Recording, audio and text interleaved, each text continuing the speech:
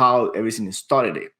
So as you probably already are familiar with AWS Web Services, they in 2006 launched this new concept of infrastructure as a service.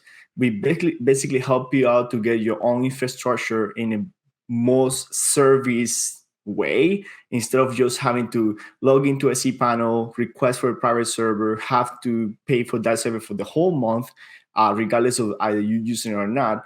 And that constant change with this infrastructure as a service type of business, where you can just spin a server for 10 hours, 5 hours, 1 hour, use it, and then just be done with it. So, of course, your cost drops a lot, but also you are more flexible. You can use and experiment, try new things without having to commit to the whole month. So that was great. I mean, that's a really uh, we'll say summarized version of what AWS services is, but is it in a nutshell is kind of what they're doing. It's just providing all these infrastructure as a service, as the word says, in an easier, consumable way. But you still have to have knowledge about infrastructure in order for you to use them. So that's why in 2009, the concept of platforms as a service started with Heroku, where now you don't have to understand your platform, your infrastructure. All you have to make sure that you have your code, you push it to GitHub, and be done with it. It will get deployed. The downside of that is that you don't have control over your infrastructure.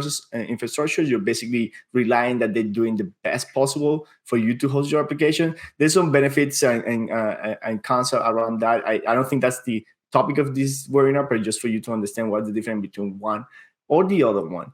After that, in the timeline, you see that there's a new IIS, but now it's open source. This is OpenStack, where now you don't have only AWS with proprietary code that they use for spin up this infrastructure as a service type of business. Now you can create your own, or you have to just get it on center.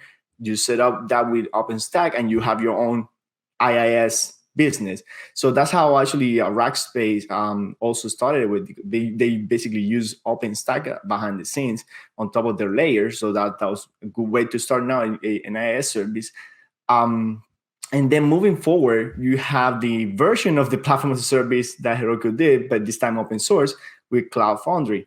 Cloud Foundry allow you to create your own platform as a service, basically with open source tools, which is great. So as you can see, the pattern is that every time that new proprietary code comes out, there is something open source that comes in, and in a way that is, I don't say that it makes it better, but it's more consumable, because now you have access to what is supposed to be closed code that you cannot, right? And then in 2013, you'll see with the introduction of containers, I mean, as an example, Docker, which is not that containers is a new thing in 2013. Containers have been around forever, but Docker created this engine layer on top of it, which makes it easier to consume by developers. So that was a revolution, and that's how the cloud native movement started by CNCF. CNCF is just a foundation underneath Linux Foundation.